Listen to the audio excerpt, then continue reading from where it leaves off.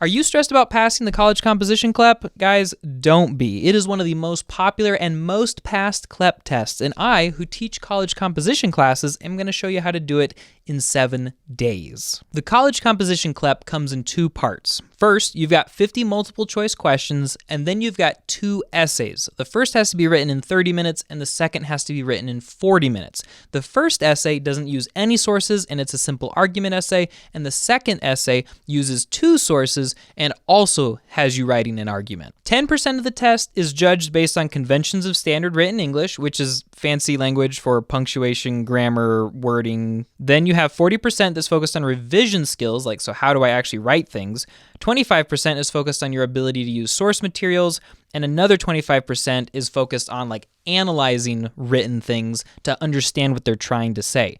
Now, something to note here is that the thing that you're probably the most scared about, like grammar, is only 10% of the test. So if I was you and I only had 7 days to study for this, this would be the thing I would only spend 10% of my time on, because that's as important as it is. But basically, this whole test is just like English 101 or your junior year of high school English. The essays are probably the scariest part, but even those, I'm going to give you a framework for writing. First thing you're going to need to do is assess your knowledge level. And I think the best way to do this is through practice tests. I have a video up here where I went through and tested all of the major CLEP practice tests, but I also kind of recommend Peterson's. That happens to be my favorite because that's what I used. So they've got a lot of different practice tests to choose from. They have 3 full-length ones, and you can go through these and get an idea of how much you already know about this subject. If you scored 75% on this practice test, I would basically assume that you were ready to go and pass the actual test. Back in the day, I got 73% on a Peterson's practice CLEP test,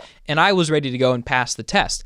But at the same time, CLEP keeps their scoring system secret, so we can't be sure, and you have to do what you're comfortable with. The next assessment you need to do is you need to find a friend or a bored high school English teacher and have them give you an essay prompt, time you for 30 minutes, have you write the essay, and then grade it based on the rubric that CLEP has on their website. So you can see here a score of 6, a score of 5, and then under each score, it shows, what that essay would look like. So your friend reads your essay and then lets you know what score they would give you. And don't tell them this, but you're aiming for at least a 4. Today, you also need to pick your primary study resources, and you can pick multiples, but I would choose from the REA books, which are pretty solid, the Modern States free courses that are out there, and Speedy Prep flashcards, just depending on how you prefer to learn. And I've linked to another video where I explain all of these study resources and which are best and how you should use each of them in depth. And then the rest of day 1, just go ahead and start studying. Days 2 and 3 will likely be the hardest because these are the first days you're actually doing the studying. And you'll,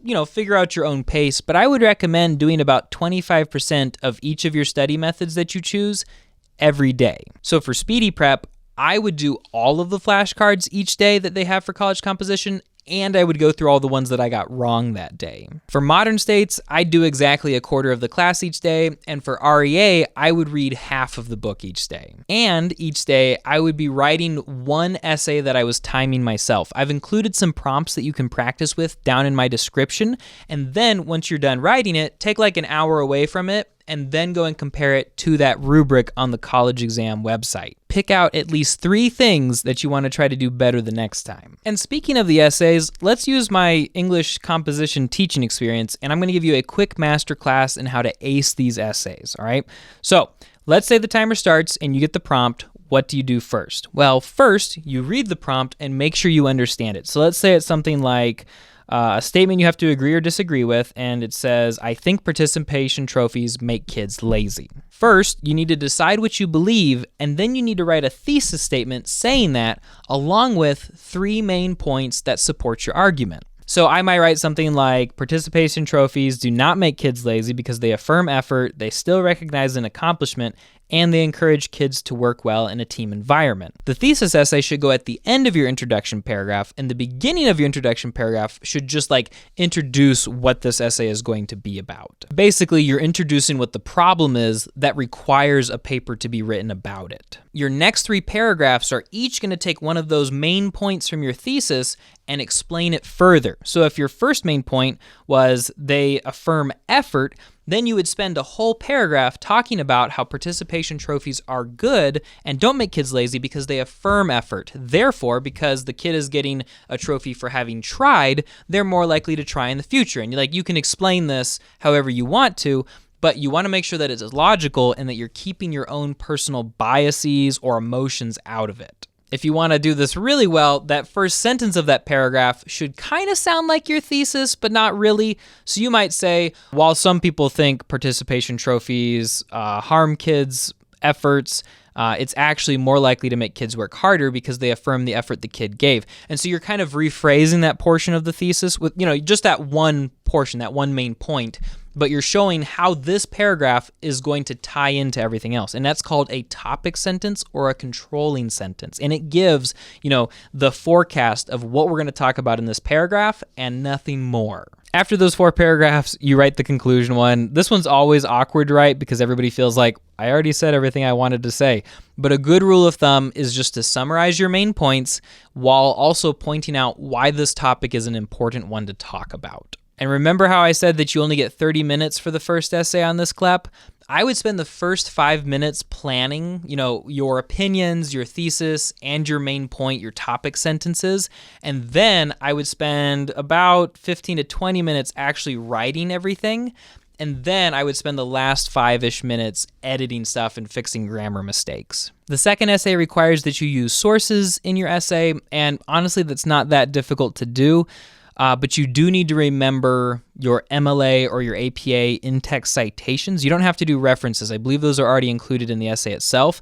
And I've linked in the description to a website that will show you how to do those in-text citations. All right, it's day 4. It's time to assess your progress again. So take another practice CLEP test, aiming for that 75%. Take another timed essay, preferably one with sources this time from your friend, and you're going to want to be aiming for like a 4 or a 5 this time. And if you're happy with the scores that you get, it's time to go ahead and schedule your CLEP exam for a few days in the future. Then go ahead and spend the rest of the day reviewing notes and continuing to study.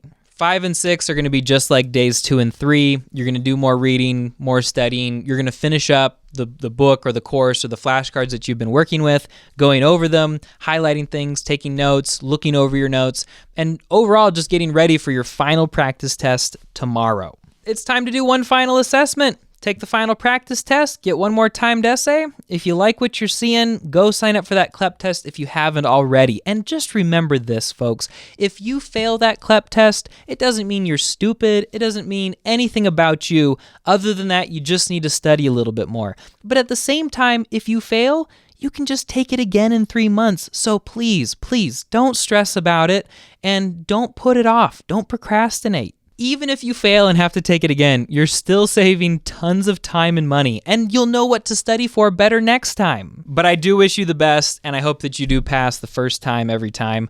If you have any comments about the English Composition CLEP, please put them down below.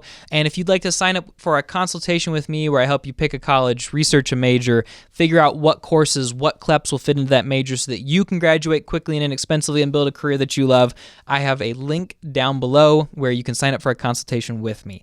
Thank you for watching, and happy hacking.